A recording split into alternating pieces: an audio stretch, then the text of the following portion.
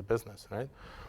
The question here is, again, how is it inferior to the normal sort of software design that we are used to, right? You have people who come up with concrete ideas, right? Coming up with concrete sort of ways to make life better. You have the same community of people evaluating how good those ideas are. You have the same community of people building it. As a company, you just need to design a website and have a system in which those people can interact. And then all you have to do is just release those little sort of tiny business companies. 5 of them will fail, maybe 10 of them wouldn't, and you stand to profit.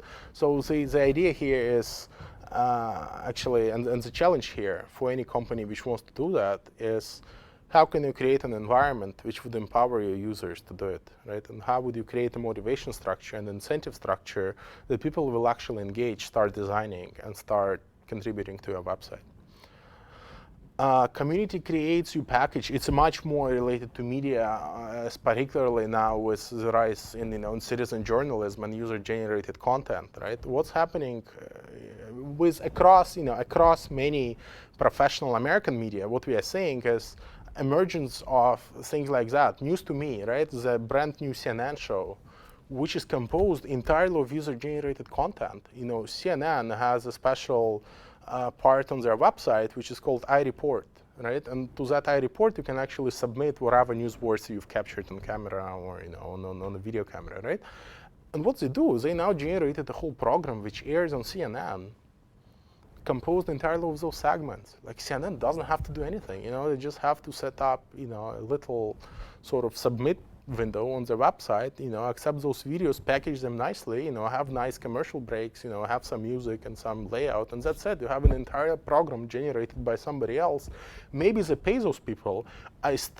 I'm very confident that they pay those people less than they pay traditional CNN reporters to do the show of the same sort of quality, right? Again, those ideas, and again, this is the basic stuff, right, which CNN started doing News to Me debuted, I think, a month ago maybe, but they had iReport for some time. This is very basic stuff. I mean, they'll get smarter. They'll have the community evaluate those submissions sooner or later, because they'll understand that it's just stupid to have CNN editors go and evaluate thousands of submissions and find 3 best ones which can go to go into that program. They'll have the community itself evaluate that. I'm pretty sure that's going to happen. And then the connection would be even more direct. People submit their stuff, people vote on the stuff of others, and then you end up with a program entirely composed of it. That's a screenshot actually from the show, so it does exist. Yeah, I'm not lying. Fox News, being very original, decided to do the same, and they did uReport, which is basically takes entirely the same concept. You submit stuff, they create a program, and here, I don't have a slide to prove you that, but I had it. And again, it looks pretty much the same as News to Me, right? Why they do it, who knows? And again, those are examples of real TV programs which came out of user-generated content. You have, I could have shown you many more slides. MSNBC has something called First Person, right? Which is pretty much the same, right? Where people submit stuff, it's just that nothing comes out of it. They might run a story on MSNBC, they still don't air it on TV yet, but they will sooner or later, right? So it's not just 2 channels, 2 cable networks. It's a much bigger playing field. Well, we have this famous example now where CNN teamed up with YouTube to have, presidential debates for the Democrats on Monday, and I think in September for the Republicans, right? Where YouTube users are basically sending in questions recorded on YouTube, right? Sending them in, and CNN evaluates, picks the best ones, and then asks them to the candidates, right? Which again, it's the first experiment they had. I bet in a year or 2 they're gonna change it completely and just open up the whole selection process. And that's the major criticism they've got this week, is that all the questions they asked were pre-selected by editors and therefore not community sort of chosen and community driven.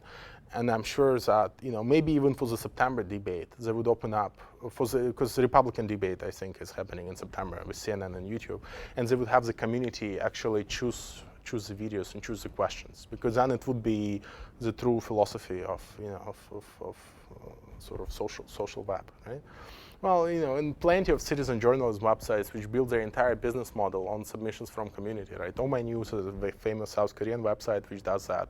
There are plenty of others, Now Public, Associated Content, many of them, in the US, internationally, where, they have a community of editors. They probably have, 10, 20, maybe 40 people in Oh My News who serve as editors, but they have thousands of people all around Korea sending in reports, articles, and what's not, having some sort of, they pay them marginally, I think.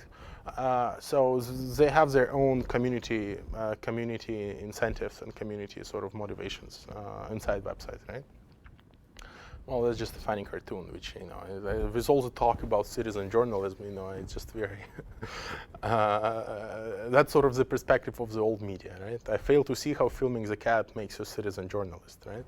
And that's sort of that's pretty much the message you get from the mainstream media when you start talking to them about it. But sooner or later, they'll understand that it's just a much more superior business model where they can actually save money and have content which has already been approved by the community, right? Because community produced it somehow. The third dimension here is what I call giveaway code and communities will emerge. It might seem a bit sort of fluffy, but what Google does is that for some of their services, they actually release so-called APIs, right? Code basically, right? That would make it simpler, which people can use for other services. Right, so they can actually take, for example, Google Maps, right? I'm sure most of you know what Google Maps are, right? You can actually take the code from Google Maps, play with it, and create a special service on top of that, right? So, for example, here are some services, some example, right? Chicago crime, for example, right? The site which basically takes data from Chicago police stations, right, and just maps it on Google Map, right? So it's automatic. It creates an entirely new service, right? It didn't exist. It wouldn't exist if Google wouldn't open up the mapping service, right? And you can browse by zip code, by type of crime, by anything, right? And again, many city journalists in Chicago find it very useful because it's sort of, that's what you would write on page 7 or whatever, 14, right? Maybe Hour, right? Another example. Yeah, amazing site. I just love it, right? It basically shows you the location of all happy hours in cities. Right? You can, this is for Manhattan, but you can probably find the same for Maastricht or Amsterdam, right?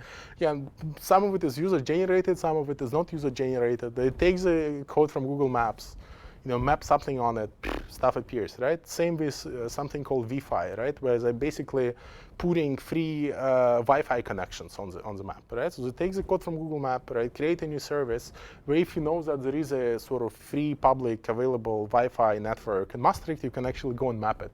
So if I'm going to Maastricht, I can actually go and check where are the free Wi-Fi spots I can use, right? Again, that's happening by Tunisian Prison Map. How many of you know? It actually, I think, was done out of Holland. Right? And again, a project where a guy from Tunisia actually puts the location in the maps, the location of all prisons and where dissidents are jailed in Tunisia, right, on a map. Right?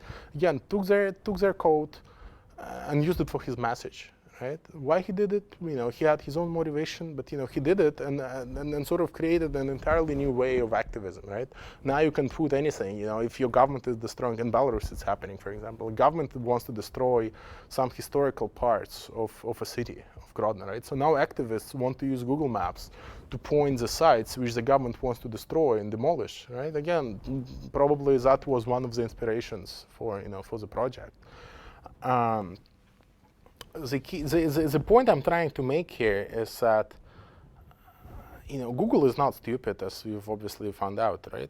The more code you release in public, right, the more innovation happens outside Google, right? And then the more stuff you can actually integrate back into Google, right? Like Chicago crime, I don't think Google will put dangerous locations on it Google Maps, although it may sooner or later, right? Don't go into this neighborhood, it's dangerous, right? So that sort of stuff. But like with Wi-Fi, right? You see that somebody actually had this creative idea. Just look here, what's happening now. Again, just news from this week. Google commits 4.6 billion to wireless spectrum auction, right? So Google actually wants to start buying Wi-Fi capacity,